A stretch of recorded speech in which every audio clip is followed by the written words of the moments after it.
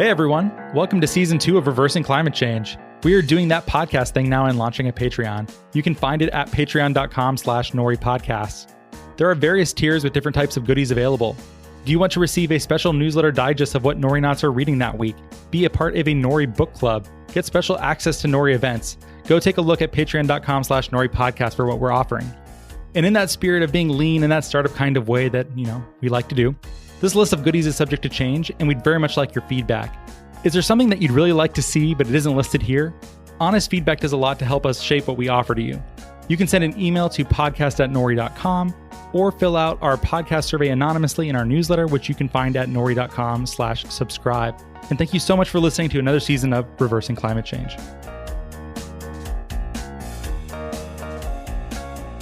Hello and welcome to the Reversing Climate Change podcast. I'm Ross Kenyon.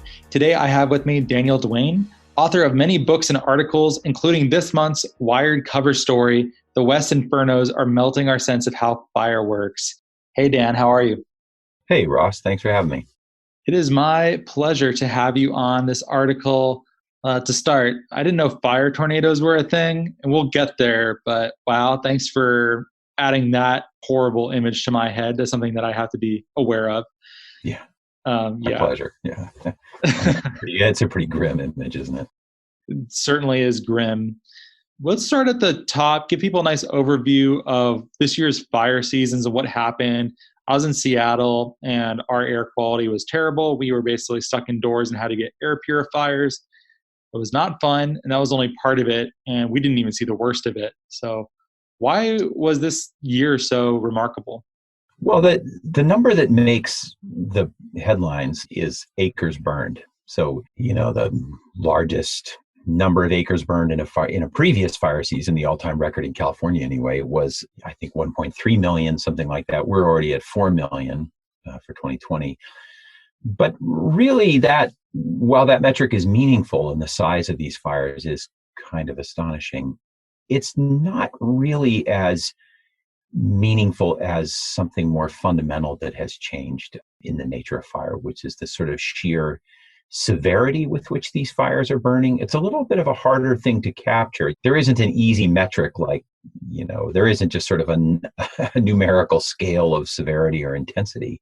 But severity or intensity has a lot more to do with why this year's fires were so disruptive to our lives and why fires in general in the West have become so much more frightening.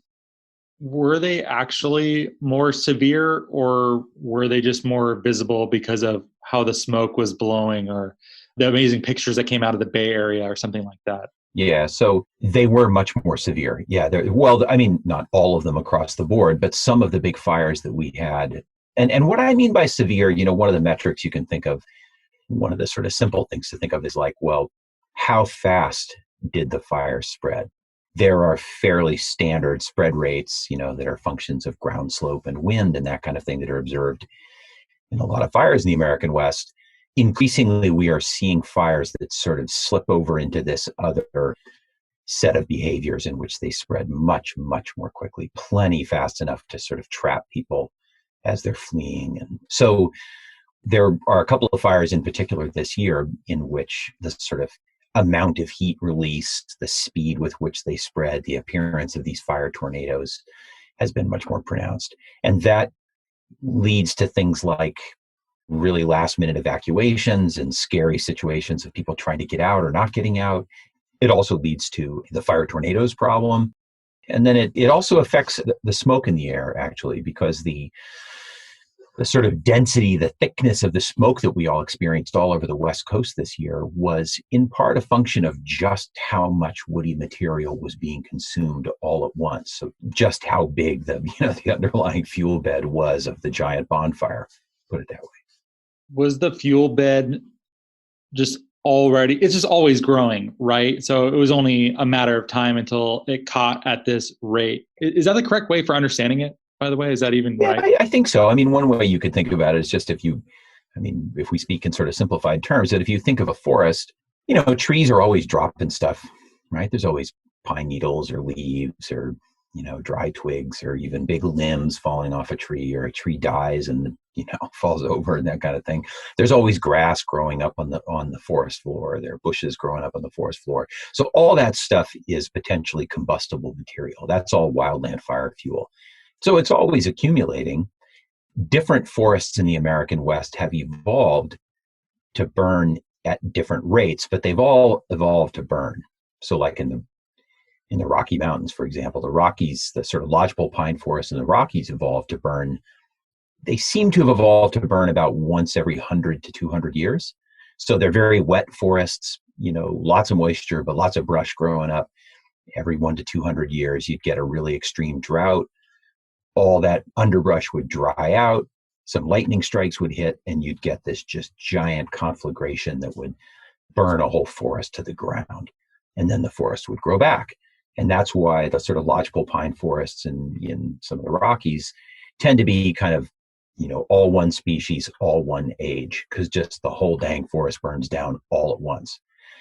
In California, by contrast, particularly the mixed conifer belt forests, so these are the forests at sort of mid elevations on the western slope of the Sierra Nevada in particular, but other mountain ranges in California, they evolved to burn, more like every 5, 10, 20 years, something like that.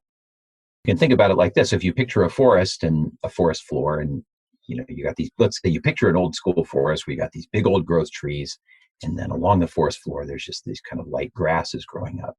Well, if a fire comes through when there's really not much on the floor of that forest except grass, and maybe it's late summer, so that grass is dry, the fire really just kind of rips through that grass pretty fast. And those grasses tend to, ignite into flame and burn themselves out very quickly, like 30 seconds.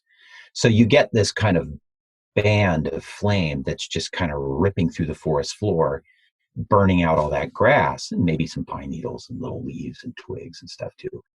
So if you have regular fire in a forest like the forest of California, the fuel just never really gets a chance to get very deep. So yeah, but if you eliminate fire from the system, then nothing's burning out that fuel, and the fuel is just piling up and piling up and piling up, and someday it's going to burn. What are the political circumstances that lead to it being impossible for forests as they evolve to burn? I know there's people who live in the mountains. There's property damage. They don't want property to be lost. There's costs of insuring all of that. That's a whole separate episode entirely, basically. There's a lot to that. But also wildfire smoke. I imagine any politician who says, oh, we got to tolerate this, every couple of years, it's going to be terrible for some of the summer months. That person would probably not get reelected. I think someone who just tries to suppress this forever until the next guy gets the job. Is that a part of that too? Am I onto something? Yeah, absolutely. Yeah, that's how that works. It's really, the political pressures around it are analogous to the political pressures around climate change itself, as the bigger picture of climate change, in the sense that it's just one of these problems that we as humans are sort of terribly structured to, to our minds are not built right to cope with, and the incentives in our society are just all upside down and backwards. Indigenous Californians and indigenous people throughout the West did deliberately light wildfires for millennia because they understood the effect that wildfire had on the landscape. And so they were using fire as a land management tool, and very successfully. At one point I think in the late 19th century, a survey of California found that fully 30% of the forest land of California was suitable cattle pasture. Get your mind around that, right? So 30% of the pine forest of California was carpeted with sufficient grass, in essence, to be cattle pasture. That was the result of millennia of smart wildland management using fire by indigenous people. Okay, enter the National Forest Service, and I don't want to oversimplify the story, but you can sort of basically get a picture of it as somewhere in the early 20th century, a sort of cultural idea took hold that fire is bad for wood. Fire is bad for forests. Fire tends to burn up trees. Trees are valuable. We love our forests. We got to put out all the fires. Lumber companies, paper companies get a little unfairly vilified in this stuff sometimes. The truth is that there were lumber concerns and ranchers in the early 20th century and late 19th century who were well aware of how indigenous Californians had managed the landscape and were well aware that it worked beautifully. Those surface fires ripping through grass tend not to kill big mature trees. They leave big mature trees alone. So there was a period in the 20s in particular when there was kind of a debate going on between the pro-burning, anti-burning crowd.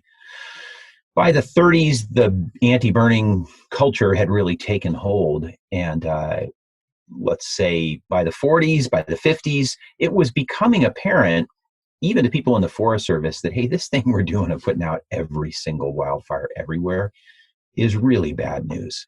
All it does is just delay the inevitable fire and make that fire, when it does break out, way more destructive and harder to control. But by that point, as you put it really nicely, these kind of various political forces are starting to come into play, and there's a lot of different ones.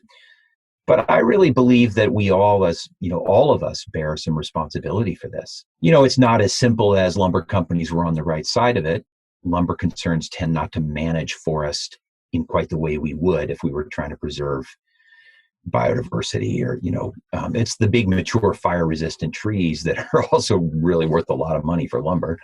But environmental regulation actually has some things to answer for here. The wilderness ideal of our national forest is something that should be left completely alone. That might work if leaving it completely alone meant also letting it burn. If you try to create a wilderness space in which no intervention is allowed, including burning, you end up allowing fuels to pile up. Air quality boards across California, nobody likes smoky air. So there are communities across California that if you approach the air quality board and you say, hey, we'd really like to do a prescribed burn on this chunk of national forest, that's just upwind of your community. What do you think? You'll get a, how about not? How about you don't light that forest on fire? How about you don't inundate my community with smoke? There are many different perverse incentives. And then, like you said, also, and another problem is, like, let's say you're the local Forest Service guy, and this gets to what you said about a politician. Let's say you're the local Forest Service guy who wants to do the right thing. You schedule a burn and you get this grant money, and there's a big chunk you're going to light on fire, and you got to talk to all these interest groups and stakeholders and communities and get everybody to agree. Well, nobody's really all that excited to have you burn. The chances are real good that your burn will get shut down at the last minute over some complaint. And even if it works, you will never get the thanks for it, right? No, it's one of these things, it's like no one's ever going to say 10 years from now, hey, wow, look at that. This forest didn't catch on fire this year. We should go look up that guy who scheduled the controlled burn and, and give him a pat on the back. So all the incentives are kind of against doing the right thing. And we all bear some blame for that. Oh yeah, there's so much there that we need to talk about. I'm going to try and take it one at a time. In particular, this comment about indigenous fire management, I'm very interested in. We've had Charles C. Mann on the show previously, and we've spoken a little bit about just how managed our quote unquote wildlands were when they were indigenously managed. And my understanding is that quite a lot of indigenous fire management was because hunting is much easier in grasslands. That's the grassland for large herbivores.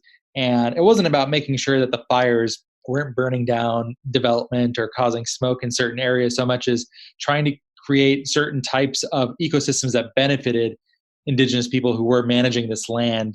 I imagine there are many different reasons for burning, but I know that played a role in it. Is that how it is? And what other reasons might they have had for doing so? Well, I don't want to pretend to be an expert on this subject because I'm really not, but I have read some of and enjoyed the work of Kat Anderson, who's really one of the kind of leading minds and researchers on this subject. She's great on this topic. And my sense of it really from her work is in line with what you've just said. And that sort of, you could say that connects to that thing I was just saying about, about forest land being good cattle pasture. So, yeah, so the effect of burning out the underbrush in a forest is to bring up, new growth, tender growth, grasses, young shrubs, new leaves on shrubs. And the effect of that is to provide great forage for game. I can also say I did have a chance to visit an experimental forest. So a big, I think it's 4,000 acre chunk of forest just west of Tahoe in the Sierra Nevada foothills, owned by the University of California.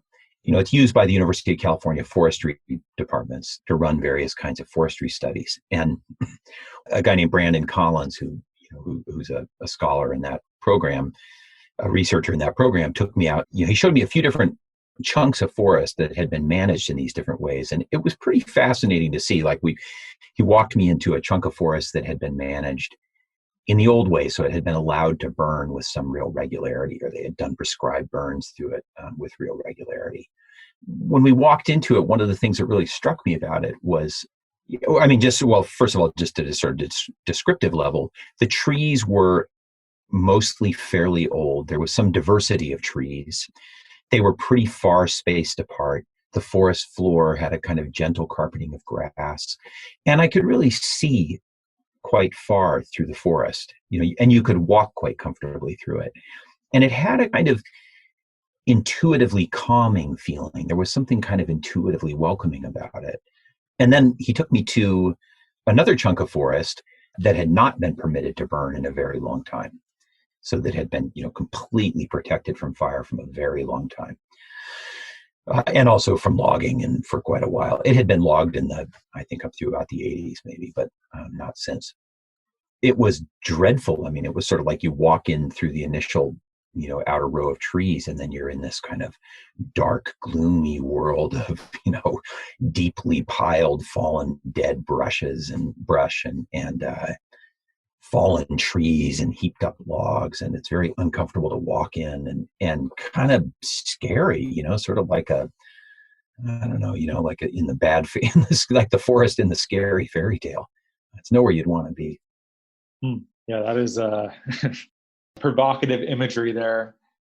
You've hinted a fair number of times about the politics of this, that some of the blame is on forest management practices, which I was very disappointed to see this broken into such neat partisan lines of the left wanted to say this is about climate change. The right wanted to say it's forest management, which is a way of saying that government did a bad job of managing the forest. And of course, it's a bit of both. I think they both play a role here. How are you attributing the blame between these two meta causes? I guess I, share your feeling. We all know we live in this polarized political and media environment right now, in which, everybody's got whatever their hobby horse is, and they sort of cherry pick. Oh, I shouldn't say everybody, but a lot of our sort of bad faith actors in the media space cherry pick information that supports their own view of things. So I too have seen voices. There are good, sane people on both sides of the political spectrum, but I too have seen I guess my interpretation of that is, the impulse to say, hallelujah, see, we told you it's not climate change, it's forest management.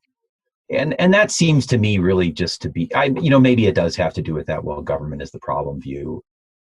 It sounds to me more like my take on it anyway is that it has more to do with just any excuse to somehow continue living in this delusion that human-driven climate change isn't the thing.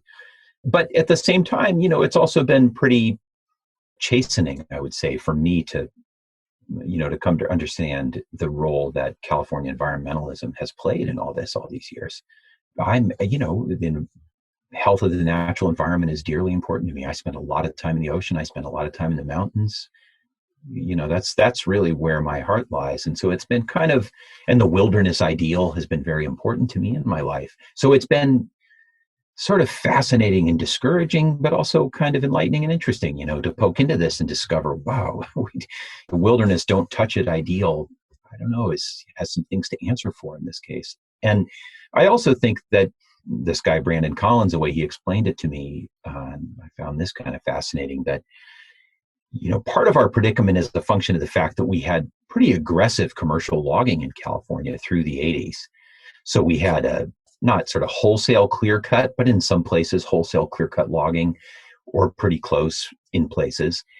And yes, you're unlikely to get a massive forest fire conflagration in a clear cut. it's true. But when we then sort of, when the commercial timber industry kind of collapsed in California, we have this kind of commercial logging, clear out the forest, and then we put this hard stop on it. All of a sudden, we're not going to do that anymore, but we're also not going to allow burning. Well, now the whole forest can grow back very, very dense with shrubs and young trees very, very close together. So we end up making kind of a worst of all possible fuel conditions together. It's like we all got together, right and left, we held hands and blew it. It's kind of how I see it, It does seem just an incredibly tough nut to crack, because we can't just say, cool, well, the Santa Monica Mountains are all going to burn down. It's going to be terrible in LA for some weeks, and many people are going to lose their homes, but it's for the greater good of a forest. Or what kind of management practices might get us out of this pickle? You have yet another bummer of a tidbit of information about all this. It's that areas that burn at very high severity tend to burn again at high severity. So intuitively, I'm inclined to think, well, gee, at least these places that have had these huge fires aren't going to burn again. They probably won't for 5 or 10 years or something like that. But when they burn again, they will burn at very, very high severity again. Because when you have a massive conflagration like we're having, you just, all of a sudden, you kill every living thing. What does grow back will grow back. It will get so much sunlight that it'll grow back very dense. You'll get really dense shrubs, whether it's manzanita, willow, whatever it is, so that by the time 5, 10, 15 years, 20 years rolls around, we get another fire there. We've got a very dense fuel bed again.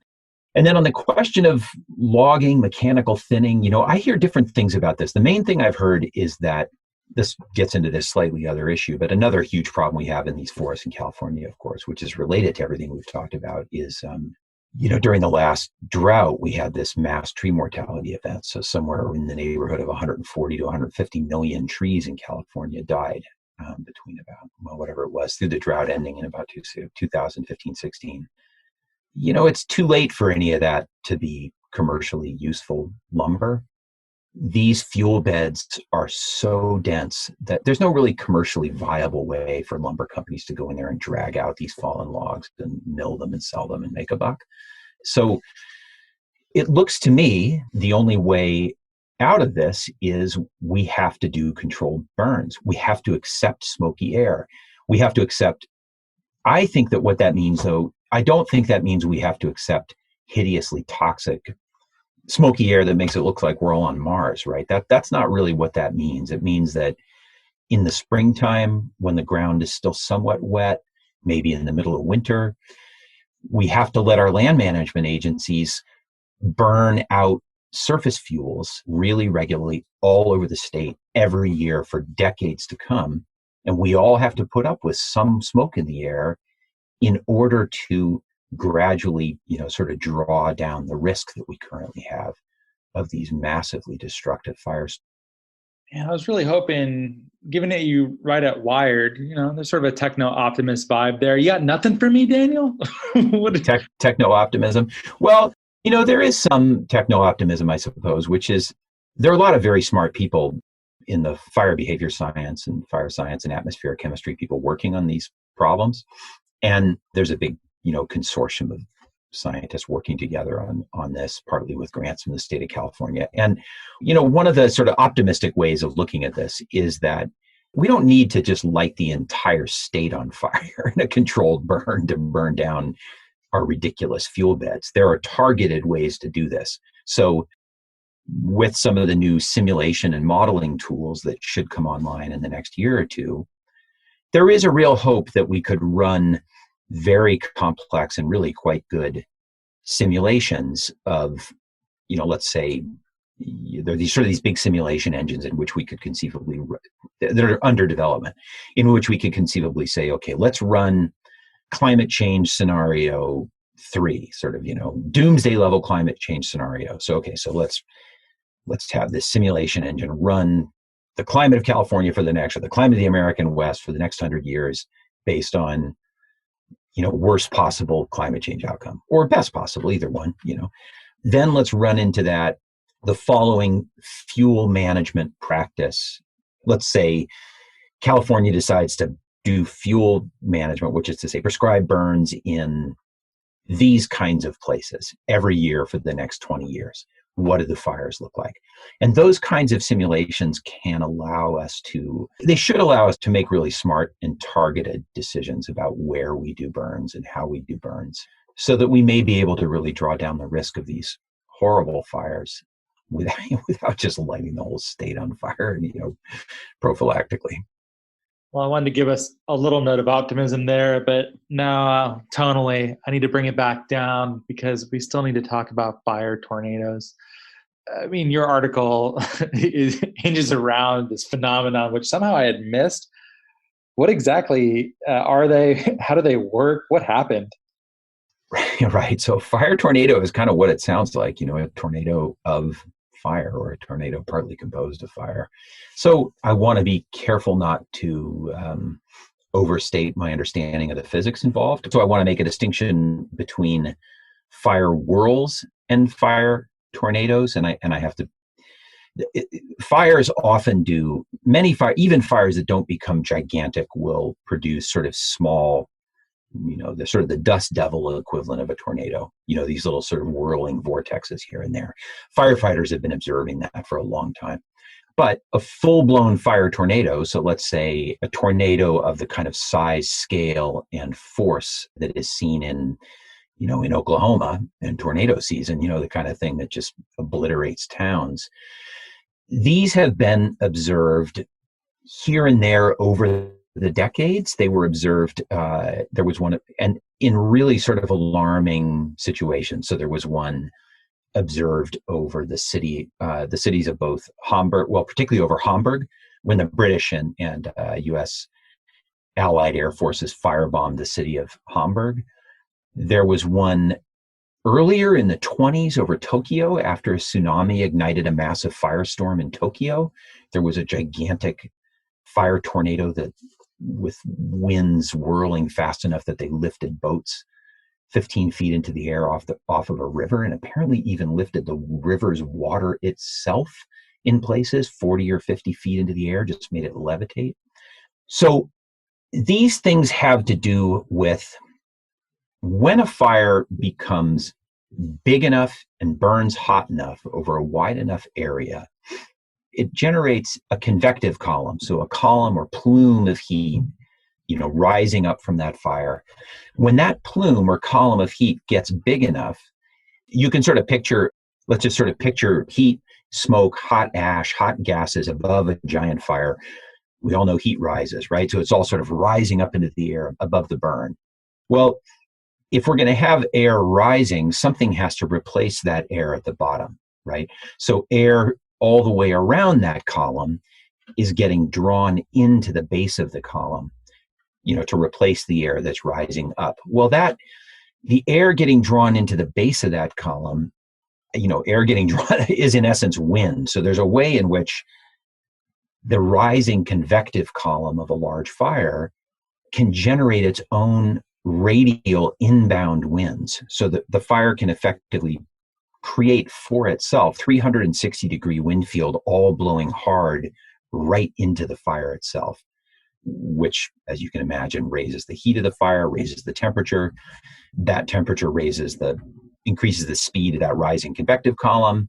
That speed, increases the winds. Okay, so now let's get to the tornado. So what can happen in the case of the tornado, and then what happened in the Carr megafire, was that there were pre-existing winds blowing into the base of that fire. There was a wind out of the south, and there was a wind out of the northwest.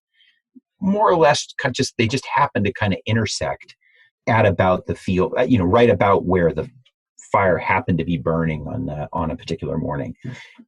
As that column rises, it begins and sucks air into itself. It, in essence, is sucking harder and harder on these two intersecting winds, a northwesterly wind and a southerly wind, which are meeting each other at kind of an askew angle.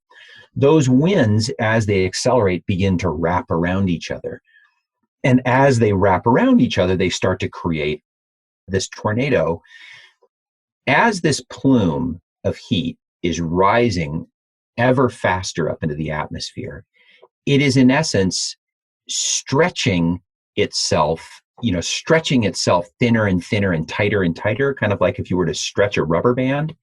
Okay, so we have these winds intersecting at the bottom, wrapping around each other, creating this vortex in the middle of a plume. The rising plume is itself stretching that vortex upward with it. It's sort of pulling that vortex upward with it. As it pulls that vortex upward with it, it causes that vortex to spin faster and faster and faster. And in the case of the Carr megafire, which was this fire in Redding, California in 2018, as that thing accelerated, it drew flame into itself and hot gases and hot ashes until it produced a full-blown fire twister that was literally 17,000 feet tall and about a half a mile wide, that was rotating at, I think it was like 60 plus meters per second. So about 143 miles per hour was the rotational speed of this thing. So that adds up to what they call like an EF3 tornado. That is literally the kind of tornado that obliterates towns, except this one is made of fire. As that thing moved through a subdivision called Land Park, it's simultaneously, you can imagine that thing shredding homes the way it would out in the prairie.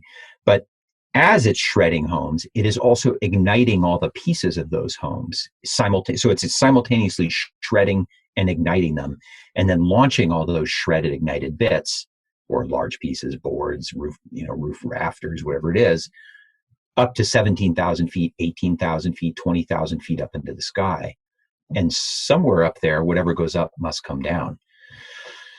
So eventually all that burning material, came raining down on a nearby neighborhood, like so many, fire bombs dropped from a wave of bombers in the Second World War.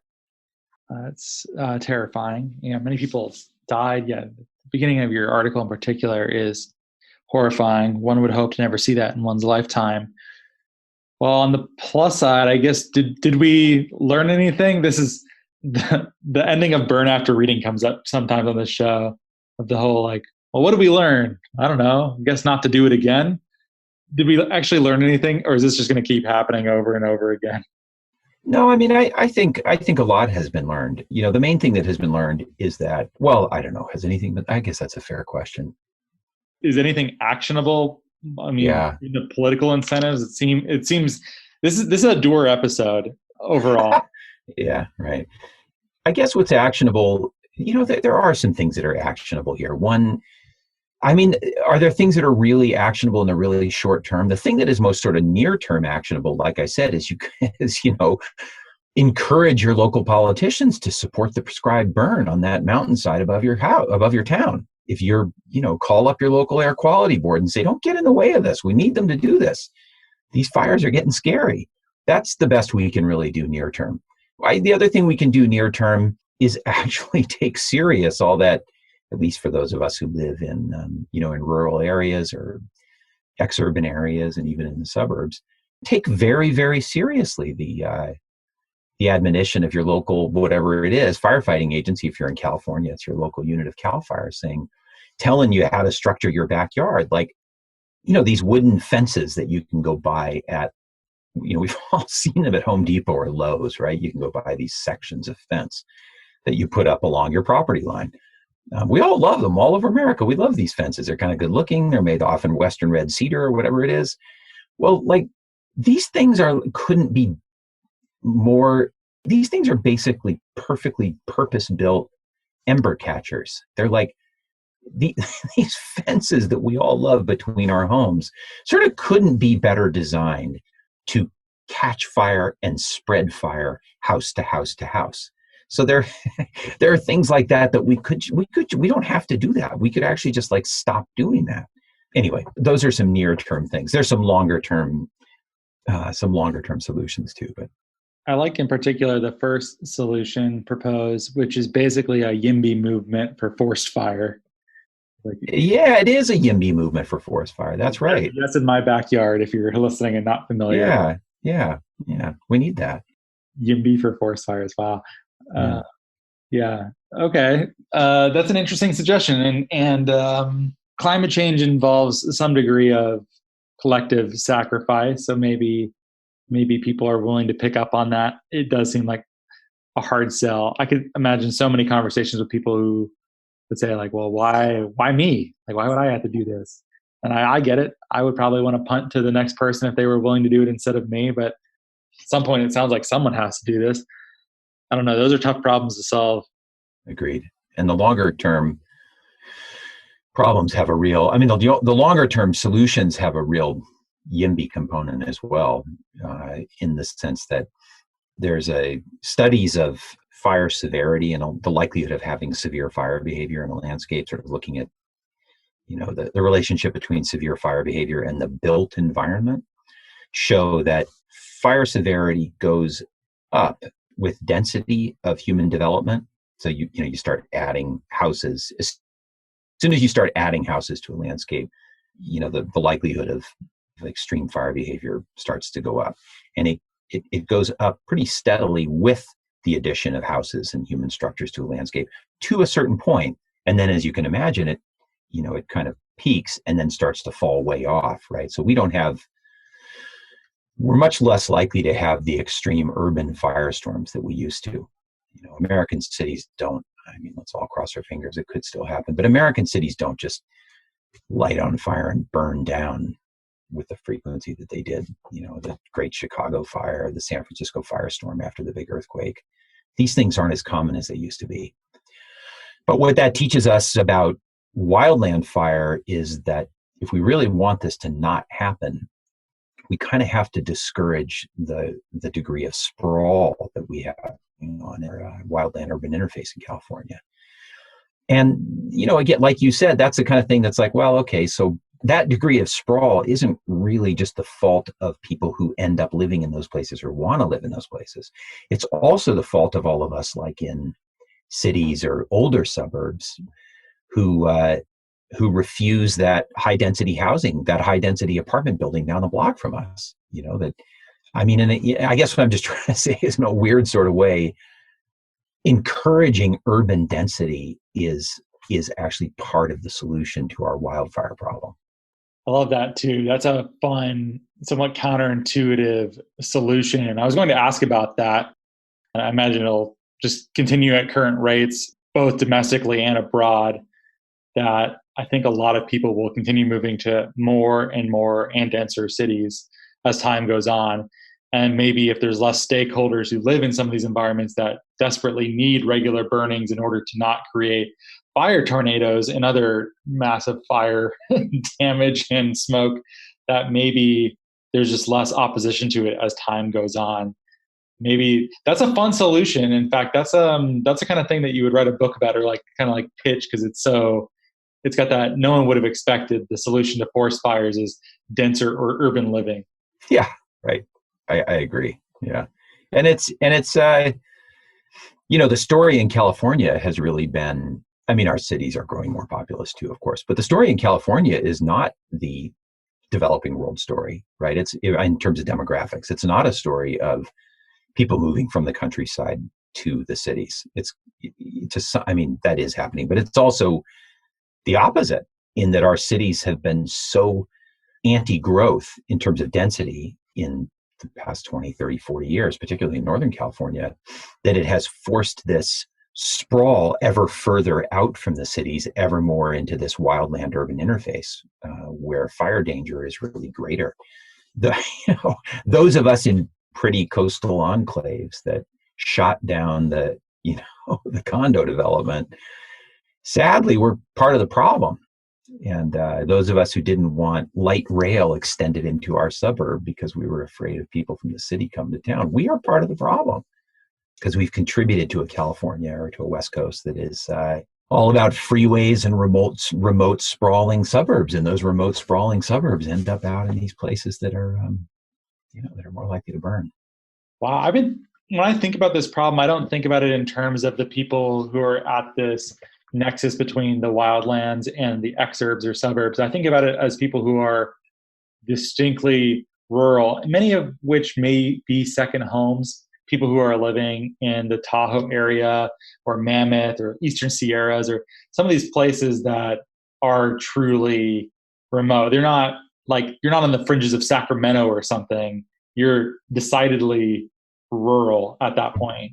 Am I thinking of this all wrong? No, I think it's both and, but, the big population explosion in the wildland urban interface in California has been east of Sacramento. So, Sierra Nevada foothills, I mean, if you've driven up, if you've driven like from Sacramento up to Tahoe in recent years, you drive up 80, I mean, there's strip malls almost the whole way, right? Or a lot of it. And then if you come up to Route 49, which is that north, so 80 runs east-west from Sacramento up to Tahoe in the mountains. 49 is this sort of much smaller, kind of country highway that runs north-south at a kind of mid-low elevation in the western slope of the Sierra Nevada. Well, and it's the old Gold Rush highway, particularly sort of just north and south of 80 on Route 49, towns like Grass Valley and Placerville and Nevada City. These towns have seen phenomenal population growth in the past 20, 30 years. There are enormous sprawling exurban and suburban neighborhoods through there. And they're great places to live. They're beautiful towns. I mean, I'm not knocking it, but it's, that is population growth in those places is part of what's gotten us into trouble like this, because those are parts of the state that, and CAL FIRE guys have told me this. They've said, look, 50 years ago, when a big fire erupted in the Stanislaus National Forest, we did our best to put it out, but it just didn't threaten that many structures. Well, now there's, 100,000 people living in the path of that fire. And that means we got to get in there and stomp that fire out. And it means fighting that fire is complicated because all those 100,000 people are trying to flee in a big hurry. It's a little bit of a mess. I think this is a really good framework for understanding the basics of how and why and where these fires take place. And if you're listening to this and you like this topic, you should absolutely read this article. And also, it's on the cover, which congratulations. That's a nice little feather in your cap, Dan. Yeah, thanks. And I think this will be time to come out either when the actual physical copy of Wired is out or very soon after. Where can people follow your work and learn more of what you're doing? Well, I have a website, danielduane.com, but that's a good question. I'm on Twitter. I've never really had a great answer to that question, but I'll work on it. Yeah, fair enough. You've written a bunch of books, which if I had a little bit more lead time, I'd be interested in reading all of them. You've also written for the New York Times Magazine, Outside, a bunch of books on surfing and climbing. And it just seems like a fun life you had the pleasure of leading. Yeah, it's all the good California stuff. All the good California stuff, yeah. Well, thanks for being here, Daniel. My pleasure. Thanks for having me. Yeah, it's my pleasure. And if you like the show, would you please do me a favor and review the show on Apple Podcasts? It certainly helps a lot in getting this content out to more people. If you like the show, you probably want to share it, and that's a very good way to do so. So thanks for doing so, and have a lovely day.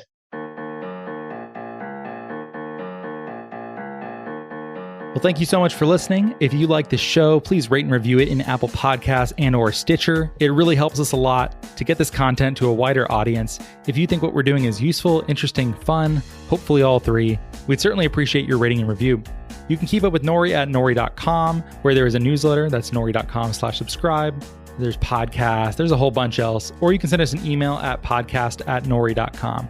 We are also now on Patreon at patreon.com/Nori podcasts if you'd like more content, engagement, and community. And thank you so much for your support.